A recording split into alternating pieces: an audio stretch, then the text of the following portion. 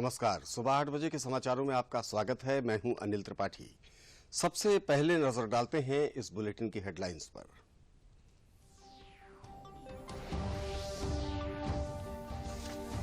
संविधान दिवस समारोह के समापन सत्र को राष्ट्रपति द्रौपदी मुर्मू ने किया संबोधित। कहा, देश के तीनों स्तंभों की सोच देश के लोगों के लिए होनी चाहिए एक। संविधान सभा के उद्घाटन सत्र में प्रधानमंत्री नरेंद्र मोदी ने कहा कि संविधान की प्रस्तावना ही देश और लोकतंत्र की मूल भावना।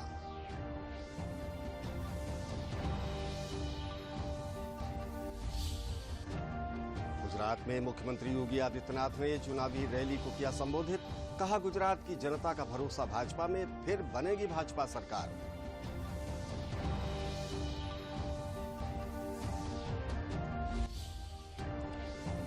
और केंद्रीय सूचना आयुक्त ने इमामों को वेतन देने के उच्चतम न्यायालय के आदेश को बताया असंवैधानिक। कहा, करदाताओं के पैसे का दुरुपयोग।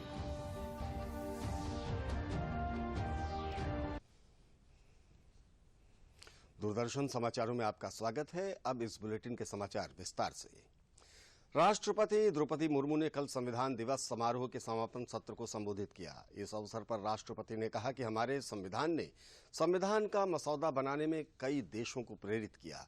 उन्होंने न्यायपालिका में महिलाओं की भागीदारी बढ़ाने की अपील की।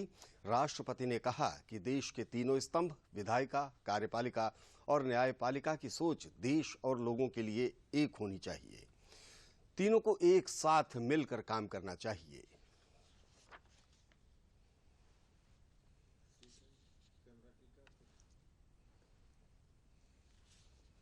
जनसाधारण के लिए, देश के लिए, लोगों के लिए तो कहीं कहीं सबका मन, सबका सोच एक होना चाहिए। चेक एंड बैलेंस तो होना चाहिए, लेकिन कहीं कहीं हम लोगों को एक साथ मिलकर काम करना चाहिए। आप लोग सब यहाँ जो बैठे हैं बहुत अनुभवी, बहुत ज्ञानी गुणी जजेस बैठे हैं। आपको सोचना है, हम सबको एक रास्ता निकालना है कि कहते हैं आजकल तो और ज्यादा जेल बहुत सारे इतने ओवर क्राउडेड हो गए और सारा बहुत सारे प्रिजन बनाना होगा। अरे हम ये आगे जा रहे हैं, हम विकास की ओर जा रहे हैं, फिर और ज्यादा जेलें बनाने का ये क्या जरूरत है? कम करना चाहिए।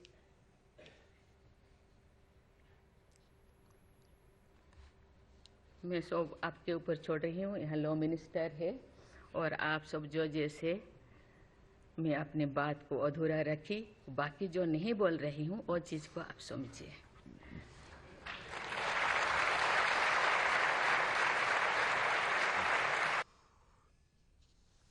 संविधान दिवस के मौके पर प्रधानमंत्री नरेंद्र मोदी ने सर्वोच्च न्यायालय में संविधान दिवस समारोह में भाग लिया। इस अवसर पर प्रधानमंत्री ने कहा कि ये मौका संविधान निर्माताओं के सपनों को साकार करने और उनके योगदान को नमन करने का है। प्रधानमंत्री ने युवाओं में संविधान की समझ बढ़ाने के लिए इस पर चर्चा और बहस को जरूरी बताया। संविधान दिवस के मौके पर प्रधानमंत्री नरेंद्र मोदी ने कहा कि संविधान हमारी सबसे बड़ी ताकत है।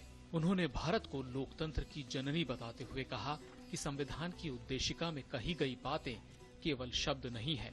हम भारत के लोग सिर्फ शब्द नहीं बल्कि एक आह्वान, एक प्रतिज्ञा और एक विश्वास है। वी द पीपल एक आह्वान है, एक प्रतिज्ञा है,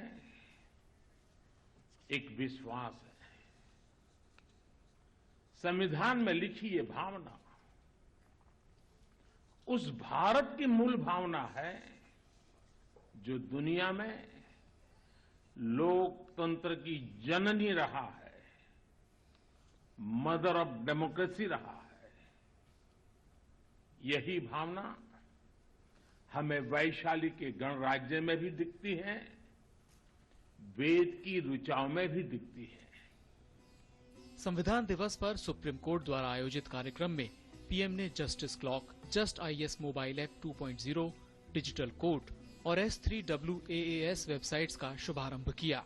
उन्होंने कहा कि समय पर न्याय के लिए न्यायपालिका कई सार्थक कदम उठा रही है। पीएम मोदी ने कहा कि आजादी का ये अमृतकाल देश के लिए कर्तव्य काल है। प्रो पीपल पॉलिसीज की ताकत से आज देश और देश का गरीब, देश की माताएं बहनें, उनका सशक्तिकरण हो रहा है।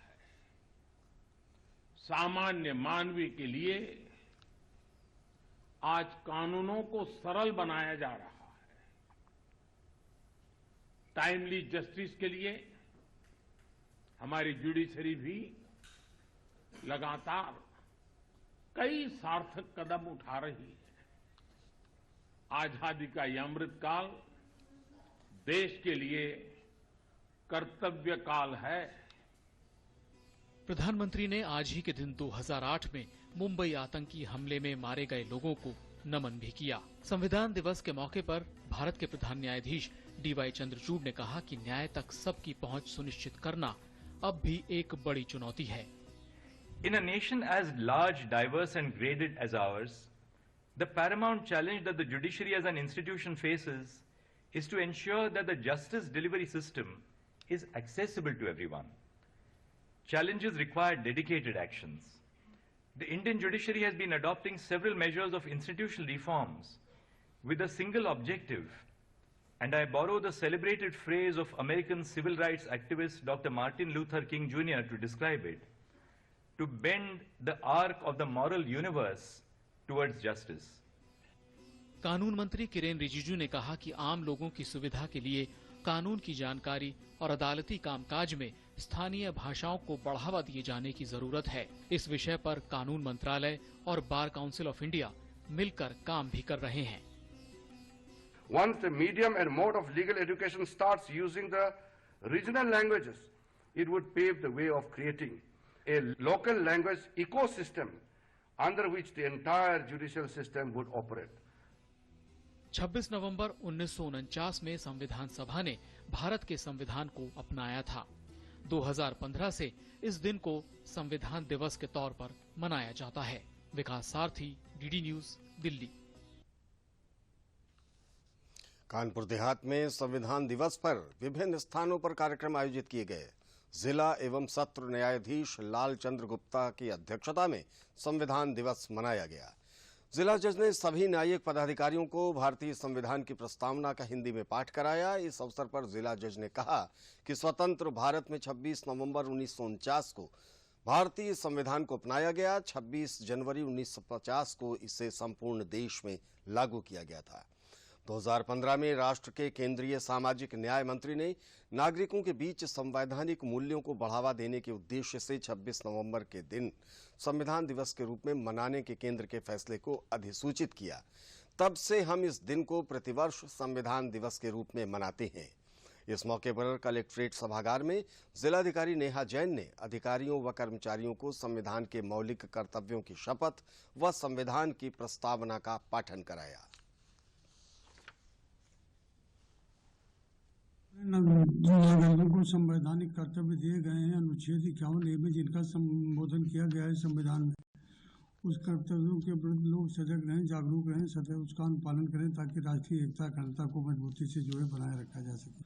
माननीय जनपद न्यायाधीश महोदय द्वारा बताया गया है कि प्रत्येक व्यक्ति को सामाजिक, आर्थिक एवं राजनीतिक न्याय और प्रतिष्ठा एवं अवसर की समता ये सब मिले।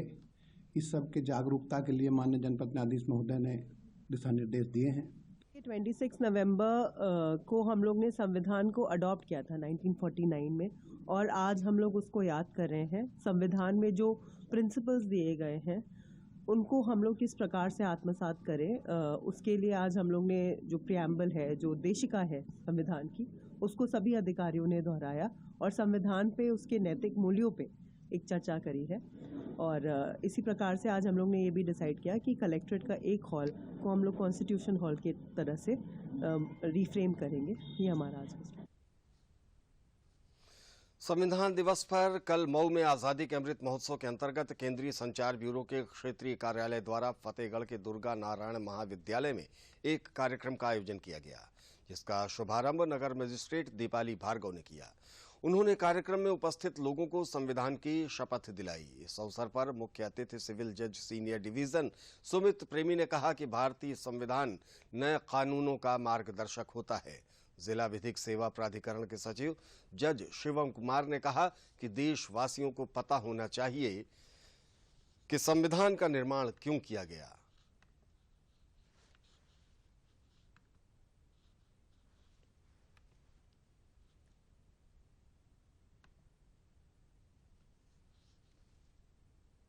पहले 2015 से पहले इसी दिन को हम जो है लॉ डे मनाते हैं, विधि दिवस के। तो 2015 में जो वर्तमान सरकार है उन्होंने डॉक्टर भीमराव अम्बेडकर की 125वें वर्ष पर इसको जो है संविधान दिवस मनाया, क्योंकि जैसे कि आप जानते हैं कि डॉक्टर भीमराव अम्बेडकर को ड्राफ्टिंग कमेटी के चेयरमैन थे, and he said to be the father of this constitution.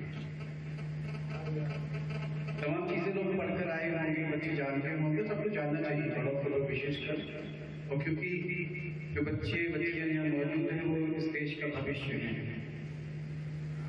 उनको तो सबसे पहले जानना है, क्योंकि यही आगे चलकर जज होंगे, यही मजिस्ट्रेट्स होंगे, कुछ इनमें से ब्यूरोक्रेट्स होंगे, कुछ पॉलिटिशियंस होंगे।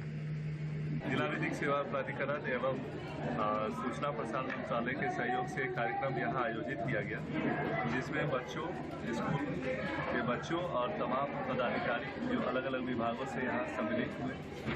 न्यायालय की तरफ से, सिविल कोर्ट न्यायालय की तरफ से सीनियर डिवीजन से सुमित प्रेमी साहब और जिला विधिक सेवा प्राधिकरण की तरफ से सचिव शिवम कुमार यानी मैं उपस्थित हुआ।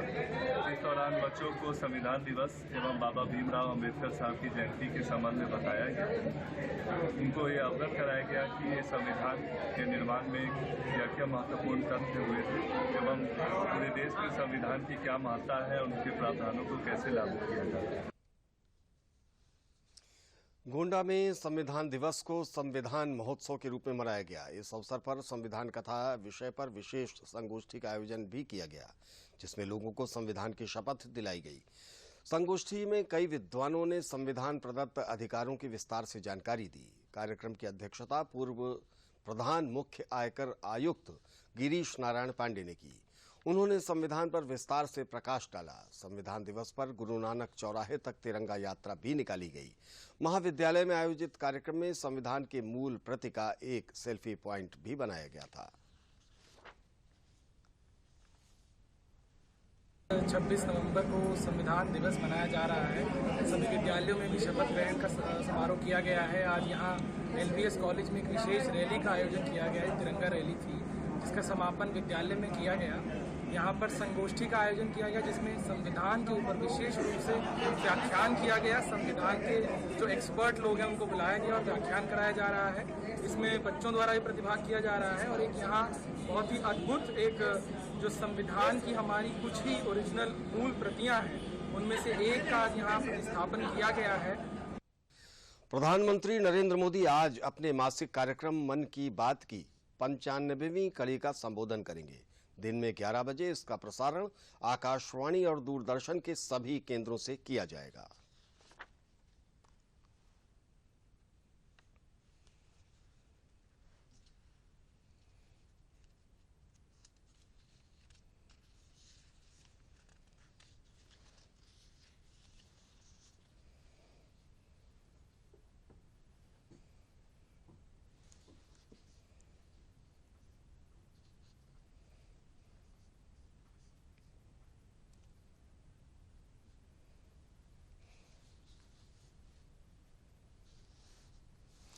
इसरो ने कल अर्थ ऑब्जर्वेशन सैटेलाइट ओशोनसैट 3 का सफलतापूर्वक प्रक्षेपण कर लिया है। यह प्रक्षेपण आंध्र प्रदेश के श्रीहरिकोटा के सतीश धवन स्पेस सेंटर से 11:56 पर किया गया।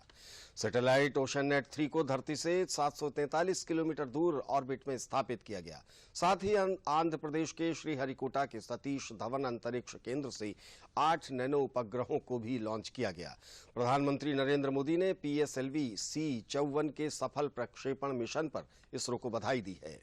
प्रधानमंत्री नरेंद्र मोदी ने कहा कि EOS-6 उपग्रह से समुद्री संसाधनों के श्रेष्ठ उपयोग में सहायता मिलेगी। उन्होंने कहा कि भारतीय कंपनियों फिक्सेस स्पेस और ध्रुव स्पेस के 3 उपग्रहों के प्रक्षेपण से नए युग की शुरुआत हुई है। इससे अंतरिक्ष प्रौद्योगिकी में भारतीय प्रतिभा का पूरा उपयोग किया जा सकता है।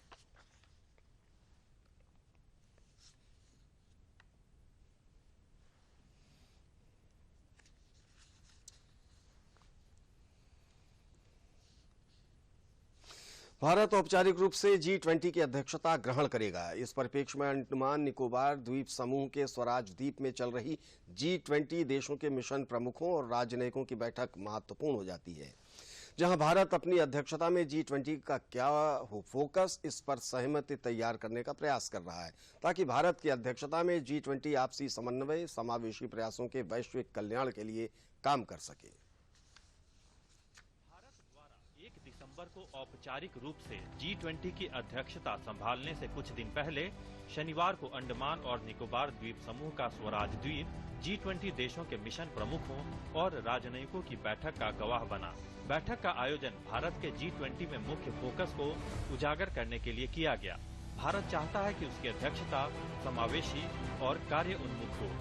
We highlighted India's priorities of inclusive and sustainable growth, of climate finance, of accelerated action on SDGs. So all these issues were brought to their knowledge, and they've been requested to play a very active, very critical role.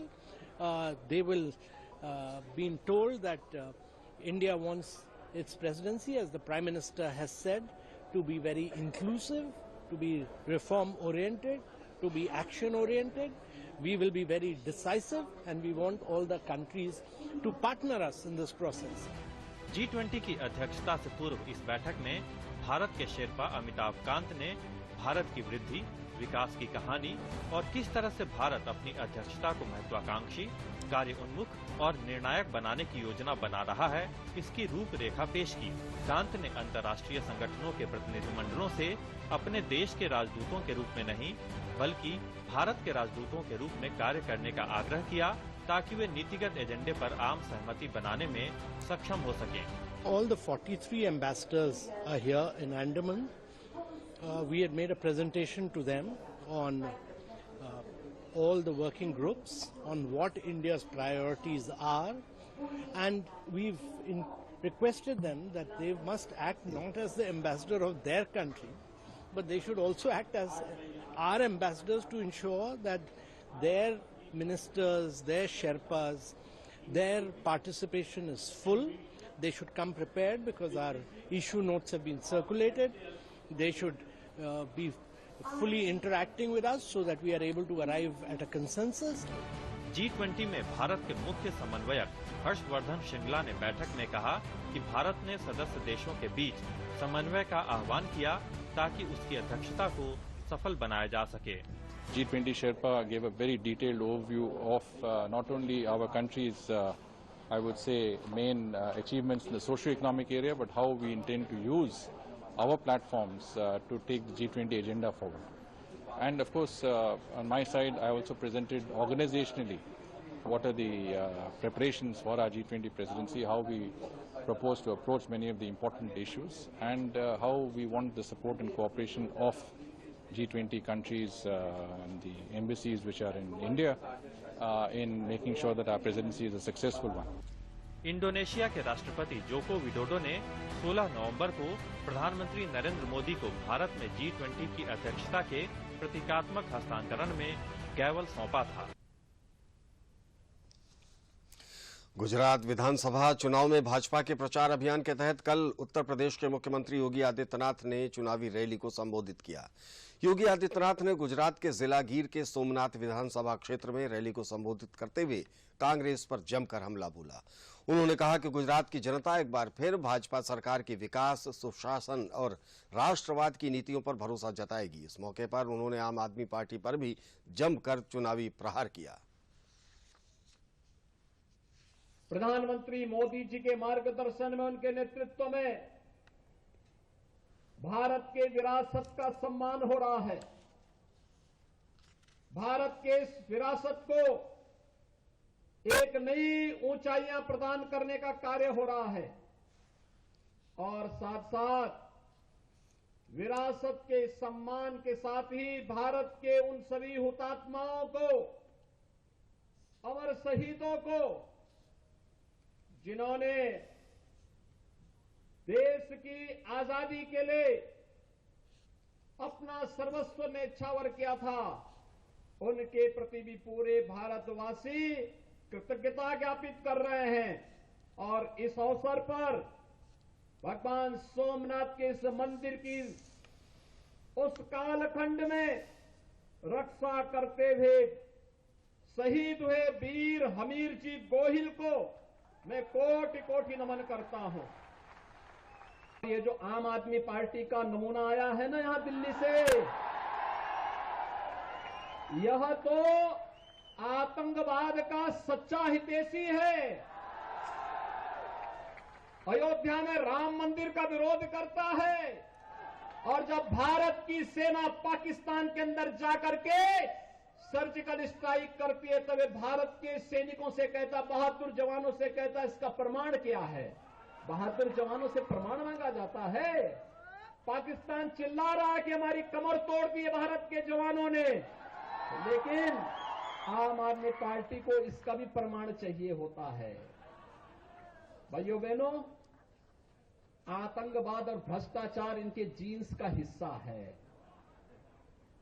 इसलिए जो भ्रष्टाचारी हैं, आतंकवाद समर्थक हैं, भ्रष्टाचार और आतंकवाद जिनके जीन्स का हिस्सा हो, उसको वोट देकर के हम अपने वोट को कलंकित कतई न करें, कतई न करें। केंद्रीय सूचना आयोग ने 1993 के उच्चतम न्यायालय के आदेश को, जिसमें इमामों को पारिश्रमिक देने का निर्णय लिया गया था, संविधान का उल्लंघन माना है। केंद्रीय सूचना आयोग ने कहा कि ऐसा करके गलत मिसाल पेश करने के साथ ही अनावश्यक राजनीतिक विवाद और सामाजिक वैमनस्य को बढ़ावा दिया गया। केंद्रीय सूचना आयुक्त तो उदय माहुरकर ने दिल्ली सरकार और दिल्ली कोर्ट द्वारा इमामों के वेतन वितरण की मांग करने वाली एक अर्जी के जवाब में ये कहा। एक कार्यकर्ता द्वारा दायर आरटीआई की सुनवाई करते हुए उन्होंने कहा कि अदालत का ये आदेश संवैधानिक प्रावधानों का उल्लंघन करता है। संविधान में कहा गया है कि करदाताओं के पैसे का इस्तेमाल किसी धर्म विशेष के लिए नहीं किया जा सकता। इस मामले में केंद्रीय सूचना आयुक्त उदय माहुरकर ने इन दोनों विभागों के जन सूचना अधिकारियों को नोटिस जारी कर 18 नवंबर को सुनवाई के लिए पेश होने का निर्णय दिया था। केंद्रीय सूचना आयोग का कहना है कि शीर्ष अदालत ने इमामों का वेतन का आदेश देकर संविधान के प्रावधानों का उल्लंघन किया है। यह खासतौर पर अनुच्छेद 27 का उल्लंघन है, जिसमें कहा गया है कि करदाताओं के पैसे का इस्तेमाल किसी धर्म विशेष के लिए नहीं किया जा सकता है। उदय माहुरकर ने निर्देश दिया है कि उनके आदेश की एक प्रति उपयुक्त कार्रवाई के साथ केंद्रीय कानून मंत्री को भेजी जाए ताकि सभी धर्मों के पुजारियों, इमामों के मासिक वेतन मामले में संविधान के अनुच्छेद 25 से 28 तक के प्रावधानों को समान ढंग से लागू किया जा सके। मैनपुरी लोकसभा उपचुनाव में भाजपा और सपा ने प्रचार में अपनी पूरी ताकत झोंक दी है। कल प्रदेश के उप मुख्यमंत्री ब्रजेश पाठक ने भोगांव कस्बे में बीजेपी प्रत्याशी रघुराज सिंह शाक्य के पक्ष में रैली की। रैली में आई जनता को संबोधित करते उन्होंने कहा कि पीएम मोदी की कल्याणकारी योजनाओं का लाभ जनता तक पहुंच रहा है। गरीबों को मुफ्त अनाज और किसानों को किसान सम्मान निधि और गरीबों को आयुष्मान योजना में 5 लाख तक की फ्री इलाज मिल रहा है। उन्होंने बीजेपी प्रत्याशी की उपचुनाव में ऐतिहासिक जीत का दावा किया।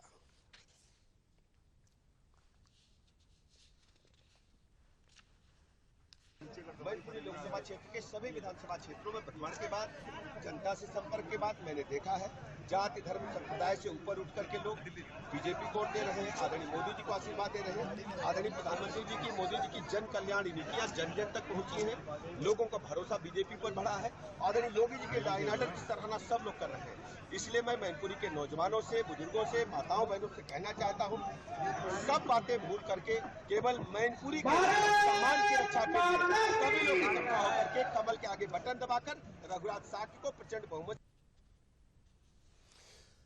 वाराणसी में आयोजित काशी तमिल संगमम पर दूरदर्शन समाचार की विशेष प्रस्तुति आप देख सकते हैं। 27 नवंबर रविवार को दिन में 2:30 बजे और इसका पुनः प्रसारण शाम 7 बजे भी किया जाएगा।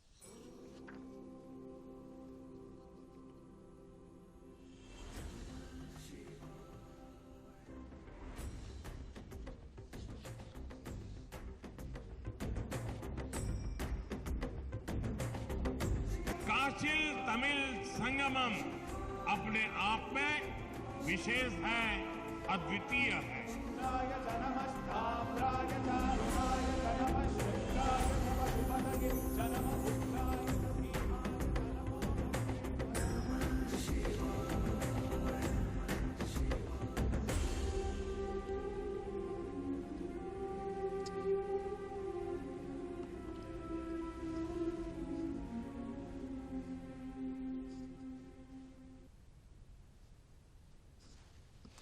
बाबा विश्वनाथ का दर्शन मंत्रोच्चार के साथ काशी आए तमिल समूहों का स्वागत, अंग वस्त्र रुद्राक्ष की माला देकर आदर देने के संदर्भ में विश्वनाथ मंदिर के पुजारी से हमारे संवाददाता हरिकेश बहादुर सिंह ने बातचीत की।